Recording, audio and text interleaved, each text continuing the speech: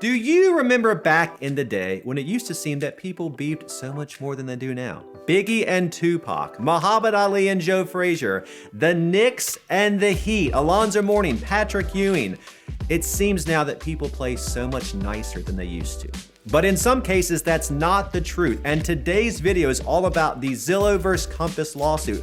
What's going on here? Why are they suing each other? What's the outcome? What do they want to happen?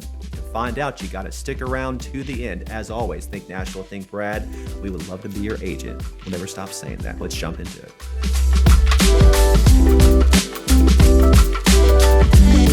So what's the deal with the lawsuit? Let me break it down. Compass, the largest U.S. residential real estate brokerage, sued Zillow in June 2025, alleging antitrust violation of its laws over the way Zillow treats how listings are put into and onto its system. Zillow's listing standards, that's all this boils down to. For Zillow, if an agent has a property that is not put into the MLS within 1 day of when they start to market it, Zillow will not put it on its website. So Compass sued over this policy. Compass calls this the Zillow ban. Ultimately, they argue that it reduces competition, it hurts consumers who want to market their home in different ways, and hurts competition ultimately. In a nutshell, Compass believes that Zillow is penalizing them for not putting their material online quick enough and actively trying to market homes off market. That's it. Compass has also alleged, although this has not yet been proven in court, that Zillow is conspiring with other big players in the game, Redfin, EXP, and others, to make them do these same things. Now, for a surprising response we never see in the litigation world, Zillow has basically said the claims are baseless. Because anyone, when they get sued, says the claims are baseless. They say the way they want information to appear is the way they want it to appear. They say that it promotes transparency and none of their behavior is violating antitrust laws, all of which we'll talk about later in the video. Zillow essentially denies having monopoly power over others, and Compass is saying you kind of do. Court action so far. Compass has asked a federal judge to have an injunction to prevent Zillow from keeping this policy in place while the case is ongoing. The court has said no to that, saying that basically they're unlikely to win on the merits of what they're asking for. Why does this matter? Ultimately, this is not about two companies fighting about the way properties are put into the MLS. It's who has control. Will it be a company like Zillow, a company that has basically combed our websites, taken our data, resold it back to us in the form of leads, or also made money in the sphere of how they operate off our data? Or will it be a company like Compass who comes along and says, hey, at some point we may go, we don't even need Zillow anymore. We may not even put our listings on Zillow anymore.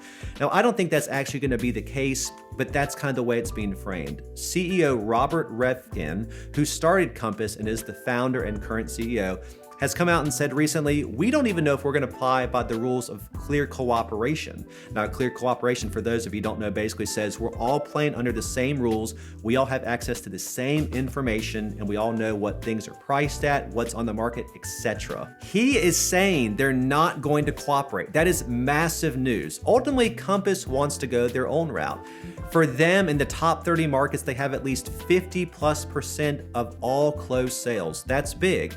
So if they go to a world where they have their own off-market listings on their website that you have to go to, it's possible more consumers may work with them. They're also setting up a system where agents may be able to sign up to see what they have on their website that the rest of us don't know about. But here's the reality. 95% of all properties wind up getting listed, and even the vast majority that may use Compass's pre-marketing stuff are eventually going to become public. So I don't know that this is as big of a deal as it seems. Again, I think it's a fight between two agents about who will decide the future of real estate. Companies like Zillow and NAR, by extension, are kind of hanging by a thread. If ultimately we move to a world where the agents buy back and take control of their data, their listings, will Zillow have the power to sell us leads? Will Zillow have the power to control the market? Great example, when you go online and you search for any address in America on Zillow with SEO, Zillow is just about guaranteed to be the first one to pop up. Will they have this power if this remains? I don't know. Zillow's whole thing here is transparency. They want everybody to know everything listed at all times. And honestly, that is a good way to do it. I mean, think about it. If you're selling a home, I say this all the time. People call me and go, Brad, what do you know about off market? And I'm like, in a city like Nashville, 99% of stuff is listed. If you're selling a home, do you want everyone to know or just a few? Now, there are times where you may need to wait, where you may need to pre-market, where you may even need to do coming soon. But remember, that is advertising in the MLS. It's not talked about off market. This is going to take time to play out. And as a solo real estate agent in Nashville, Tennessee, I don't pretend to have the answers. I have no clue what's going to happen. Ultimately, my broad thesis is this: the NCAA and NAR have a lot in common. Both have been weakened by lawsuits. Both have power that is going in the wrong direction for them over time. I think we need a national MLS. I think we need something where you can log on and see everything in the country for sale. Our local MLS is RealTrax. There's probably 30 or 40 other ones spread out across the country. Most play by uniform laws, some don't, but there's kind of differences in how they interact and the rules in which they go and operate by. I think if everybody knew everything on the market, transparency would be so much better. But all that aside, we would love to be your agent. I said at the top, I'll say it in every video. So as always, think Nashville, think Brad. Reach out to us for all of your real estate needs, and we would love to work with you. See you soon. Cheers.